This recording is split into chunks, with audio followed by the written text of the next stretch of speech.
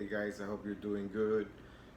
Just wanted to touch upon a little bit more on the last bits of UFC 267, a great fight card, and wanted to talk about the bantamweight interim title fight between Peter Yan and Corey Sanhagen. That was a tremendous fight. I was expecting it to be the fight of the night. I'm not sure if it was the fight of the night.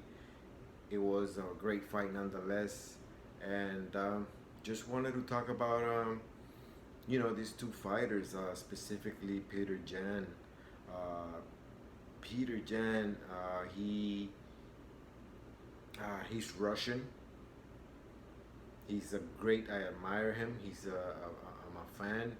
He's a great technician. Um, I knew coming in that Corey Sanhagen was gonna be a tough fight, tough test for him. I thought Corey Sanhagen had a great start. He was doing all the right things. The footwork, he was being aggressive. He was landing a lot of good shots on Peter Yan. He is powerful. He is long. He knows how to use that reach.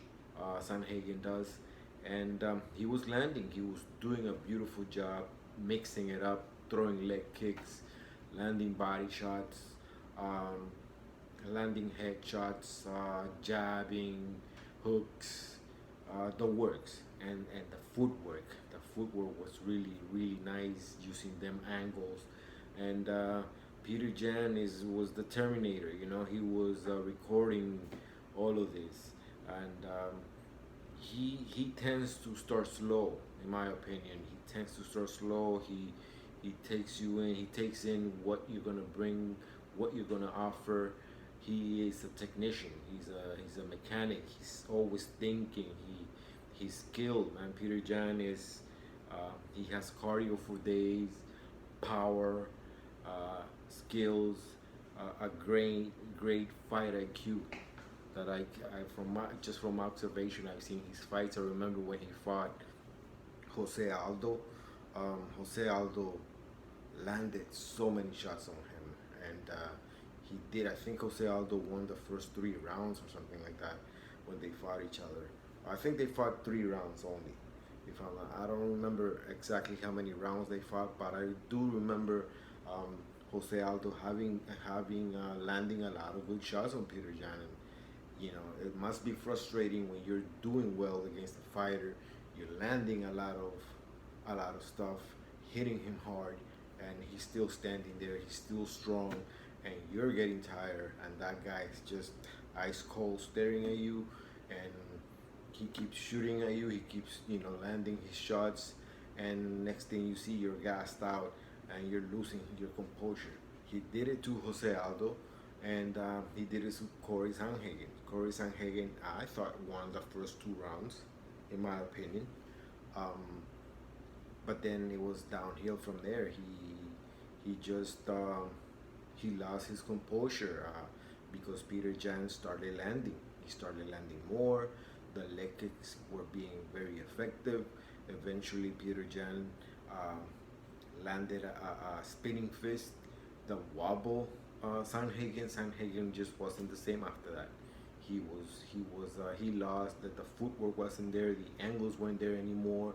He was more gassed, and just Peter Yan just got, the momentum went to him, and it was just, beautiful the way this guy executes. So he won by decision. It's not easy to put away Sanhagen, and he's now the interim champion. And one of the things that bothers me a little bit about Peter Yan is how the way, when he talks about Aljamain Sterling. Little backstory: Aljamain, as you many know, he got the belt from Peter Yan.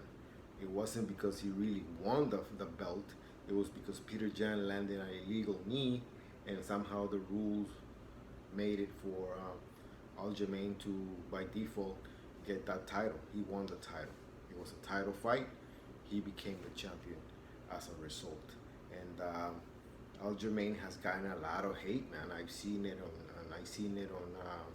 Instagram, Twitter, and during this time, Peter Yan has acted indignant, saying, alluding to the Aljamain shouldn't brag about becoming the champion, and to a certain extent, he's kind of right. But I think fans have kind of lost sight of the fact that Peter Yan lost that title, the real title, and because of him. It was his fault. He landed an illegal knee. He should have known the rules, and I think the rematch is gonna be interesting. But I feel a lot of fans have missed or have forgotten that point that Aljamain is not the bad guy. Aljamain was game in that title fight, and maybe he was losing that fight, and maybe he was gonna lose it eventually. But we'll never know because Peter Yan landed an illegal knee, and that's how the fight ended.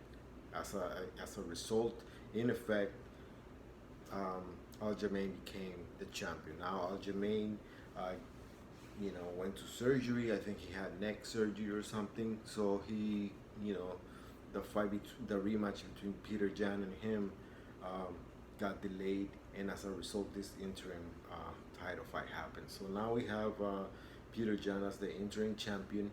I was, it's ironic because interim championships are weird. I don't feel that fighters really appreciate the interim belt. It's just like consolation prize. They look at it that way, and it's really not regarded too well. It's just a way of a rain check for for an eventual title fight, like reserving a title fight. So it's gonna be interesting. So I just wanted to point that out. I'm a fan of Peter Yan, always will be, but I think that he should remember and keep in mind that the reason he doesn't have the title, the real championship, is because of him, because of a mistake he made, or a rule he broke, or maybe he didn't mean to break that rule, but that's just what happened, and there were consequences, and as a result, Aljamain became the champion. So it's going to be very interesting to see the rematch between these two. I'm looking forward to it. Last but not least, I'm going to look at the fight between the 155 fight between Islam Makhachev and Dan Hooker. Dan Hooker, as you know, he fought maybe a month ago, and he stayed in the States.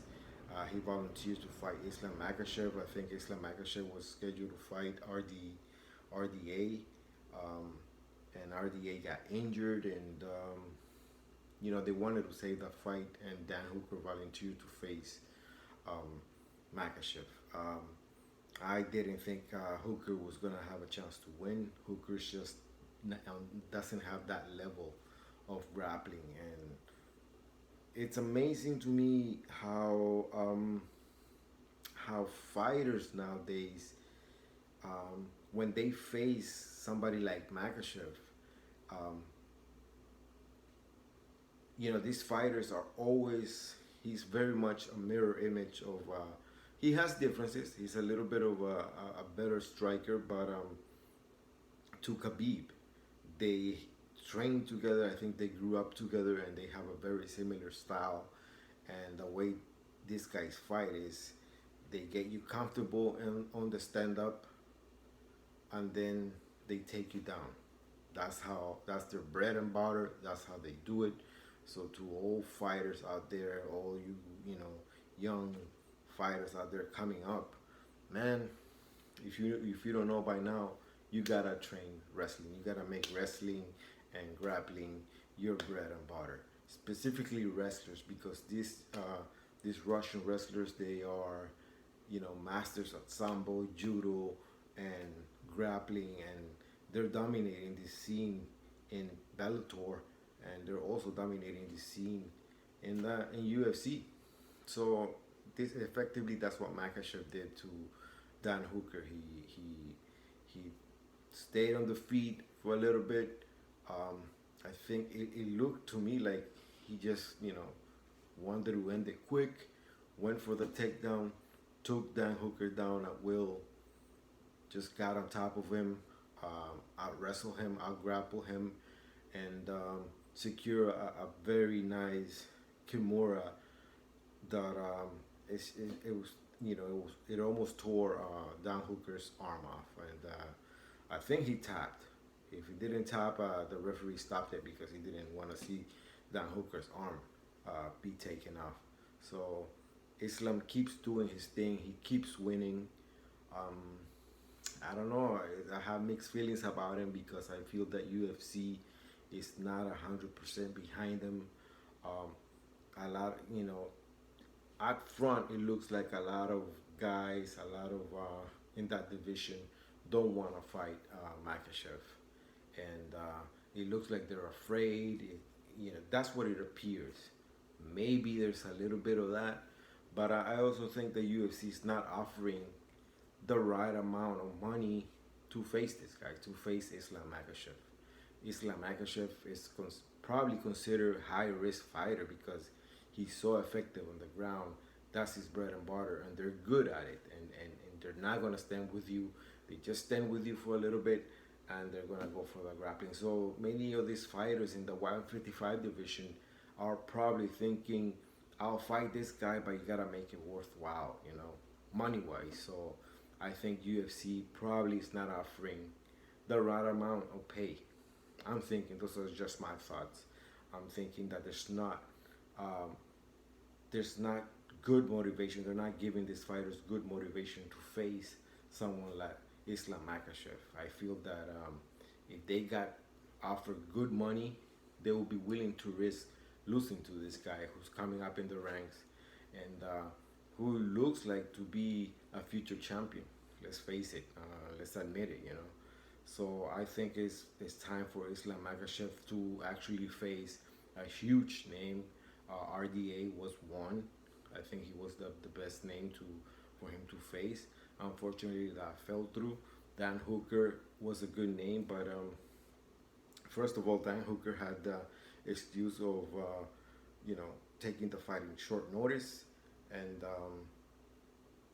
so that's a good excuse. He just did it to be a company man.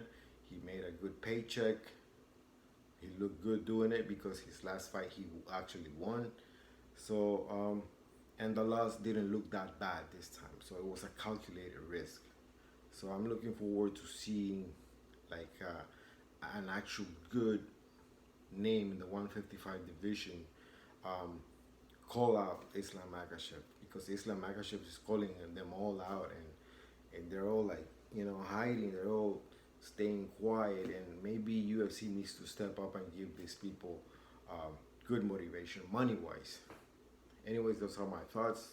Thanks for listening to me, and give me likes, dislikes, commentary. For those of you that have subscribed to my channel, thank you very much. I appreciate it. Please subscribe if you like my talking about MMA. I love the sport. Thank you, and peace.